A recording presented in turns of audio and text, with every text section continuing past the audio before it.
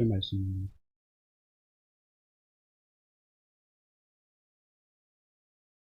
들으신 줄 알고 공부합니다. 이 외의 일은 고사하고 아직도 날마다 내 속에 눌리는 일이 있으니 곧 모든 교회를 위하여 염려하는 것이라.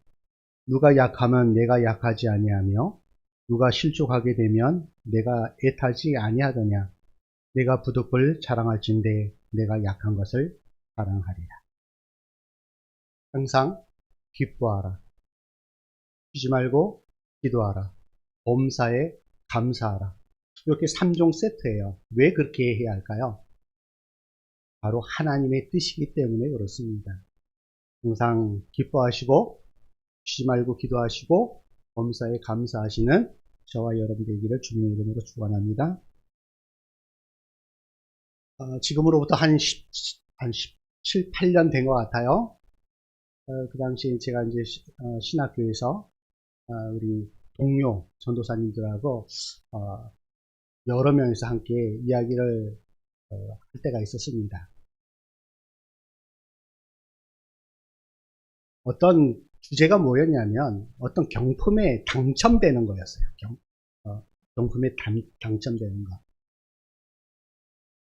어느 한 전도사님이 우연찮게 복권이 생겨서 그 복권을 맞춰봤는데 3등이 당첨이 되었어요. 그게 한 100여만 원이 됐던 것 같아요. 그런데 당시에 동서되는 양반이 당시에 김치 냉장고 그거가 경품에 당첨이 되었어요. 그래서 제가 우리 동서가 김치 냉장고 당첨이 되었다라고 이야기를 했어요. 그랬더니 한 전도사님이 자기는 신혼여행을 자기 처제가 괌 경품에 당첨이 돼서 자기가 신혼여행을 괌으로 다녀왔다라고 이야기를 해요. 그런데 마지막에 한 여자 전도사님이 딱 한마디 했는데 다들 조용해졌어요. 왜 그런가 하면 당시 그 여자 전도사님 딸이 롯데백화점 거기에 있다가 그만두는 날 경품 추첨을 했대요. 그런데 그 롯데 다니는 직원들은 그걸 못한대요. 그런데 이 딸은 거기를 알바를 그만두는 날 거기서 경품 추첨을 했어요. 신청을 하고 경품 추첨을 했는데 뭐가 당첨이 됐느냐? 파주 운정에 롯데캐슬 아파트가 당첨이 됐어요. 당시에 3억 6천짜리 롯데캐슬 아파트가 당첨이 되어서 그 이후에 3,600만 원이라는 제세 공과금을 납부를 하고 그 아파트가 그 딸 이름으로 됐어요. 그 한마디에 자신이 자랑처럼 내뱉었던 그 모든 자랑들이 한순간에 다 잠잠해져 버렸어요. 우리가 자랑은 보통 자신이 가장 소중하다고 여기는 것을 자랑하게 되어 있습니다. 그렇기에 그 사람에게서 나오는 자랑을 들어보면 그가 무엇을 소중하게 여기고 있는가 하는 것을 잘 알 수가 있습니다. 이 세상은 주로 자랑하는 것이 뭐예요? 자신의 부, 명예, 인맥, 자녀, 집안, 경력, 재력 등 이런 것을 다 자랑을 해요. 그래서 자신이 자랑하는 것을 보게 되면 이 사람이 무엇을 소중하게 여기는구나 하는 것을 잘 알 수가 있습니다. 그런데 요한일서 2장 16절에는 이렇게 이야기를 해요. 이는 이러한 부, 명예, 인맥, 자녀, 집안, 경력, 재력 이러한 모든 것들은 세상에 있는 모든 것이 자신의 육신의 정욕과 안목의 정욕과 이생의 자랑이다. 그러한 모든 것은 다 아버지께로부터, 우리 하나님께로부터 온 것이 아니고 세상으로부터 온 것이다. 세상으로부터 온 것은 유한해요. 언젠가 때가 되면 그 모든 것들은 다 사라져 없어져 버리는 아침 안개와 같은 것이 바로 세상의 자랑이에요. 세상으로부터 온 것이에요. 잠언 27장 1절에 이렇게 말씀을 해요. 안 넘어가네요.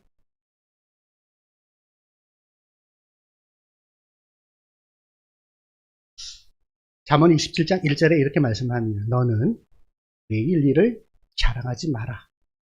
하루 동안에 무슨 일이 일어날는지 내가 알 수 없습니다. 이 중에 내일 어떠한 일이 벌어지고 그 일들이 나의 자랑이 될 것이다 라고 생각하시는 분 있으시면 한번 손들어 보세요. 아무도 없어요. 아무도. 당장 내일 어떤 일이 나에게 발생이 될지, 내일 당장 어떠한 위험과 어려움들이 나에게 닥칠지를 몰라요. 또 내일 나에게 어떤 소중한 일이, 그리고 나에게 영광이 되는 일이 벌어질지 아는 사람들은 아무도 없어요. 얼마 전에 여러 군데서 산불이 났습니다. 그 산불을 미리 알았던 사람이 있었을까요?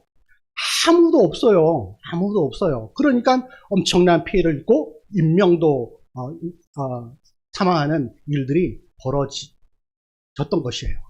아무도 내일 어떠한 일이 우리에게 발생이 될지 몰라요. 누가복음 12장에 보면은 어리석은 부자 비유가 나옵니다. 그 부자는 아주 농사를 많이 지었던 것 같아요. 과거에는 농사를 많이 짓고 추수하는 양이 많으면 부자다 그렇게 인정을 받았죠. 그 부자가 추수 후에 그 곡식을 창고에 넣는데 창고가 부족해요. 왜? 추수한 양이 너무나 많았기 때문에 그가 보관할 창고가 부족했어요. 그리고 그 창고를 곡식을 보관하기 위해서 창고를 더 짓게 됩니다. 그러면서 이렇게 이야기를 해요. 이로 인하여 내가 잘 먹고 잘 살자. 내 영혼이 더욱 편안하자라고 그렇게 이야기를 합니다. 당시까지만 해도, 그 순간까지만 해도 이 부자는 앞으로 그에게 닥칠 일들이, 어떤 일들이 벌어질지를 알 수 없어요.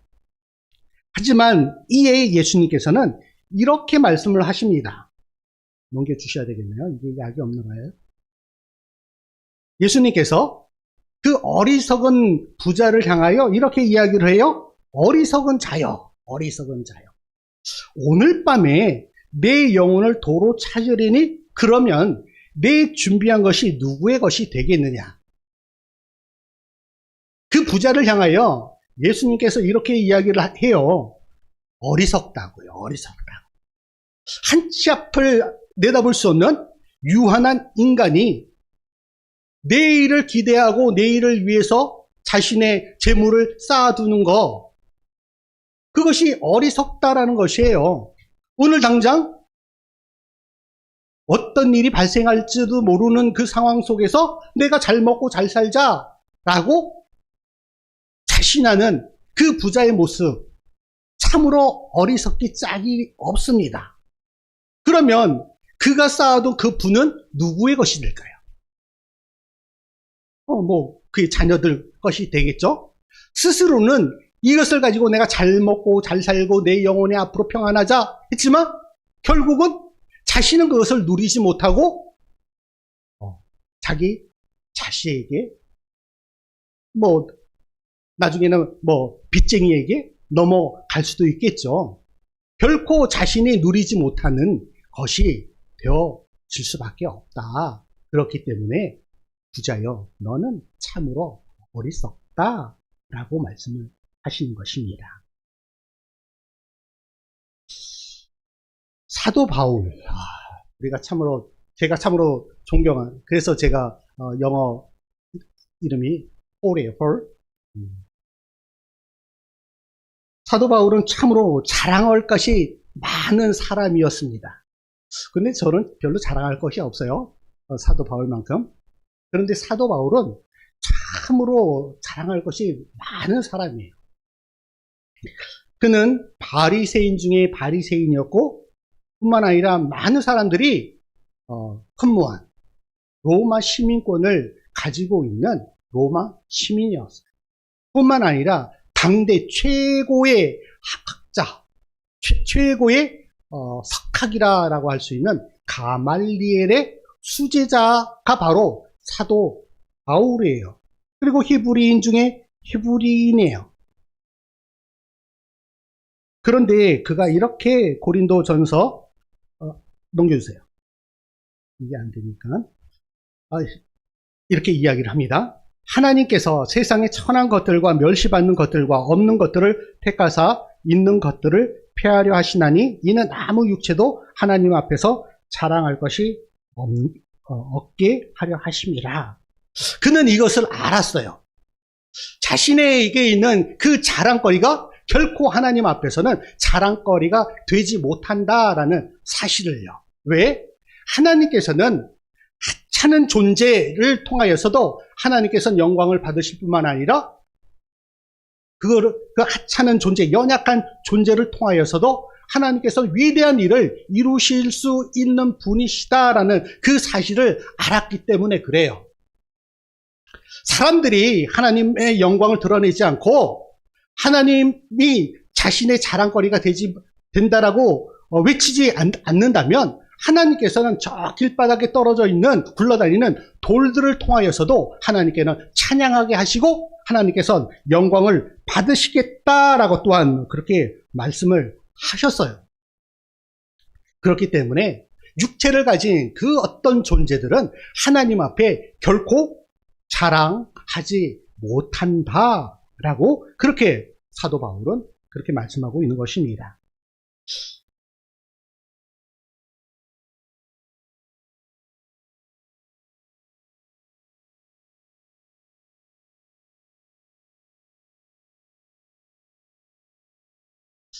그러면서 이렇게 말씀을 하십니다. 고린도전서 1장 30절 그리고 고린도후서 10장 17절에 이렇게 말씀을 해요.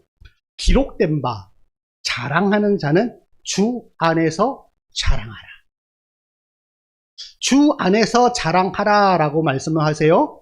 그럼 주 안에서 자랑할 수 있는 것이 과연 무엇이 있을까요? 예수님의 그 십자가 뿐만 아니라 우리의 연약함을 통하여서 일하실 그 주님을 자랑하라. 그것이 바로 주 안에서 자랑할 것이다 라는 사실입니다. 오늘 본문을 한번 보겠습니다. 본문을 보게 되면 이 외의 일은 고사하고 아직도 날마다 내 속에 눌리는 일이 있으니 그 모든 교회를 위하여 염려하는 것이라 라고 말씀을 하고 있습니다. 여기서 이 외의 일, 그럼 무엇이냐면 사도 바울이 복음을 전하면서 엄청난 고난을 당한 고난의 내용이에요. 그것을 잠깐 보게 되면 유대인들에게 40에 하나 감한매를 5번 맞고 3번 태장을 맞고 1번 돌을 맞고 3번 파산하고 일주일을 깊은 바다에서 지냈으며 여러 번 여행하면서 강의 위험과 강도의 위험과 동족의 위험과 이방인의 위험과 시내의 위험과 광야의 위험과 바다의 위험과 거짓 형제의 중에 위험을 당하고 또 수고하여 애쓰고 여러 번 자지 못하고 줄이며 목마르고 여러 번 굶고 춥고 헐벗었다라는 것을 이야기를 해요. 사도 바울이 왜 이것을 이야기를 했을까요? 사도 바울은 끊임없이 그 사도성을 도전을 받았던 인물이에요. 예수님의 직접적인 사도가 아니었어요. 그럼에도 불구하고 그는 이방인의 사도로 주님께서 불러주셨어요. 그렇게 그 부르심을 따라서 이 사도 바울은 엄청난 그러한 고난을 당했어요. 그가 어떤 영광을, 세상의 부귀와 세상의 영광을 받기 위해서 그러한 고난을 당한 것이 아니에요.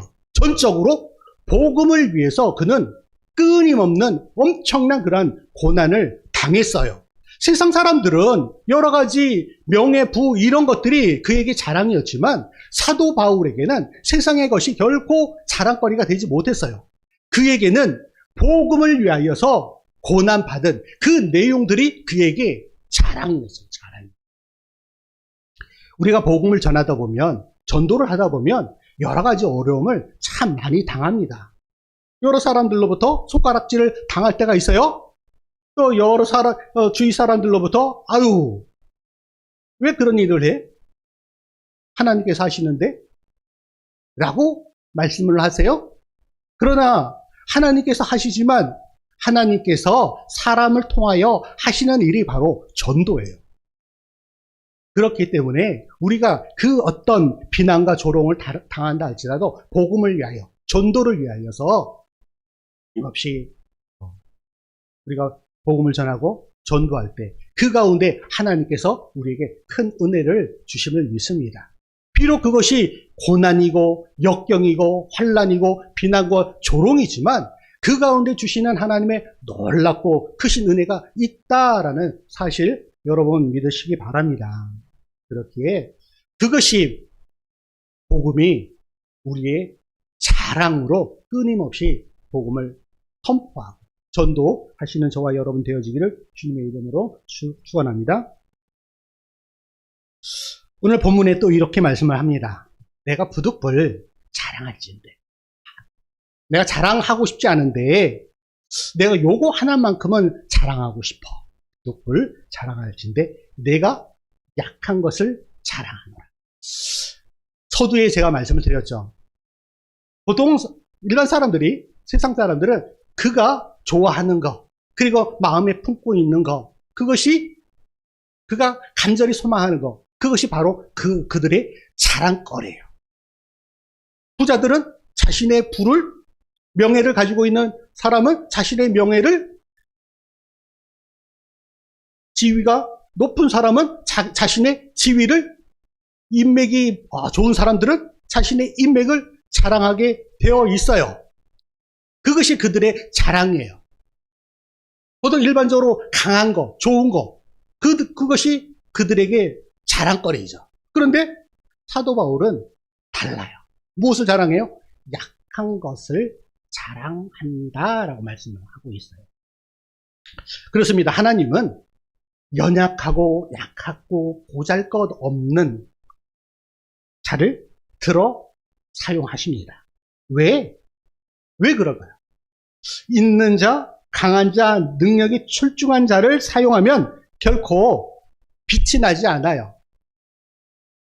연약한 가운데 하나님의 강함을 드러내시고 없는 자를 통하여 있는 자를 부끄럽게 하시며 능력이 없고 아무 볼품없는 자를 통하여 능력 있고 탁월한 자를 부끄럽게 하시는 그것이 바로 하나님께서 일하시는 방법이다. 그렇기 때문에 하나님께서는 연약한 자를 들어 사용하신다라는 뜻이에요.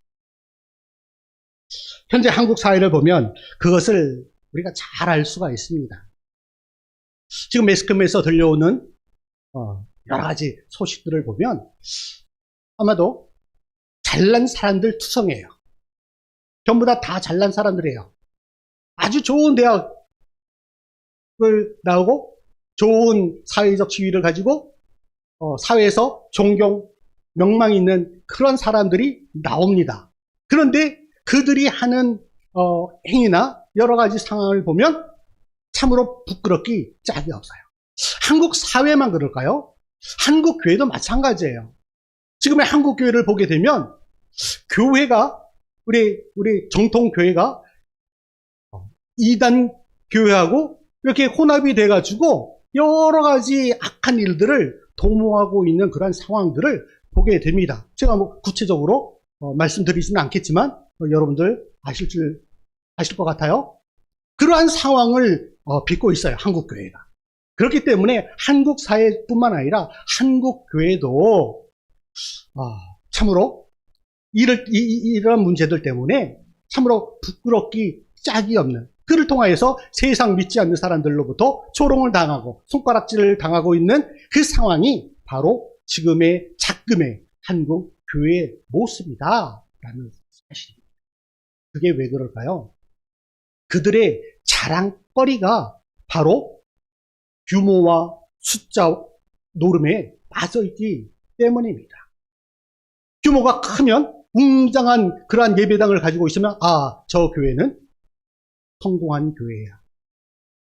성도수가 많으면 저 교회는 부흥한 교회야. 라는 그런 외적인 것에 빠져있기 때문이다라는 사실이에요. 내실 있는 교회. 연약하지만 복음을 위하여 살아가는 교회. 약하지만 하나님의 그 도우심을 따라 순종하며 자신에게 맡겨진 그 사명을 따라 살아가는 성도들이 있는 교회. 그런 교회를 통하여 하나님께서 역사하지 않으시겠습니까? 그런 겉으로는 연약하지만 그 연약함을 통하여서 하나님의 그 강하심이 드러나지 않겠습니까? 또한 사도 바울에게 있어서 최고의 자랑이 있었어요. 그 최고의 자랑이 무엇이냐면 이거예요. 갈라디아서 6장 14절 말씀에 내게는 우리 주 예수 그리스도의 십자가 외에 결코 자랑할 것이 없다. 당시에 십자가는 우리가 잘 알다시피 십자가는 부끄러움의 상징, 치욕의 상징이에요. 그렇지만 사도 바울에게 있어서는 십자가가 그에게 유일한 자랑이었어요. 왜 그에게 유일한 자랑이었을까요? 그리스도로 말미암아 세상이 나를 대하여 십자가에 못 박히고 내가 또한 세상에 대하여 그러하기 때문에 그래요. 자신에게 있는 그 죄악들이 십자가를 통하여서 용서함을 받고 그를 통하여서 내가 이제 세상에 대하여 이제 사망 선고를 했다. 이제 더 이상 세상의 것을 쫓아 살아가는 자가 아니라 이제 십자가만 사랑하고 십자가의 그 복음만을 전하겠다. 오직 십자가만 나의 능력이 된다라는 것을 선포하며 살아가겠다라는 그 다짐과 결심이 있는 그런 고백이 바로 갈라디아서 6장 14절의 말씀입니다. 십자가는 나의 죄가 용서받는 장소입니다. 십자가는 구원의 유일한 소망이고 십자가는 하나님의 사랑을 경험하는 유일한 장소이기 때문에 사도 바울에게 있어서뿐만 아니라 저와 여러분에게 있어도 유일한 자랑거리가 되어야 할 줄 믿습니다. 이 세상에 있는 것은 잠깐 안개와 같이 있다가 사라지는 것입니다. 태양이 떠오르게 되면 그 안개는 사라지게 되어 있습니다. 이 세상에 존재하는 모든 것들은 결코 영원한 것이 없습니다. 언젠가 종말을 구하게 되어 있습니다. 그래서 요한일서 2장 17절에 이렇게 말씀합니다. 이 세상도 그 정욕도 지나가되 오직 하나님의 뜻을 행하는 자는 영원히 거하느니라. 영원한 것은 하나님에 속하여 있는 것만 영원합니다. 왜? 하나님이 영원하신 분이기 때문에 그렇습니다.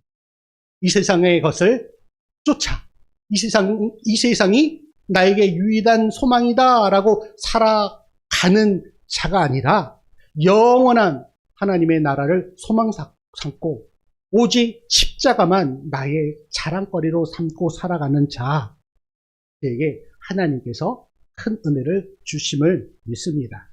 우리의 자랑은 세상의 것이 아니라 내가 하나님의 자녀임을 그리고 예수 그리스도의 제자됨을 뿐만 아니라 성령의 인도하심을 받는 성도와 교회임을 분명 우리가 자랑해야 합니다. 고난주간을 맞이하는 우리 모든 성도들이 나의 연약함과 십자가를 자랑거리로 삼고 고난의 주님과 함께 승리하는 한 주간 되시기를 주님의 이름으로 간절히 축원합니다. 하나님 감사합니다. 세상의 부와 세상의 명예가 결코 우리의 자랑거리가 되지 않는다라는 사실을 우리가 이 고난주간을 지나면서 되새겨 봅니다. 결코 세상의 것이 자랑거리가 아니라 오직 십자가만이 자랑이 되어지고 하나님의 자녀 되어짐을 자랑하는 하나님의 자녀들, 하나님의 백성들 되어질 수 있도록 인도하여 주시옵소서. 그렇게 자랑하며 고백하는 자들을 통하여 하나님의 놀라운 일들이 이루어짐을 믿습니다. 그 일에 동참하는 하나님의 자녀를 되기를 간절히 소망하며 예수님의 이름으로 기도합니다.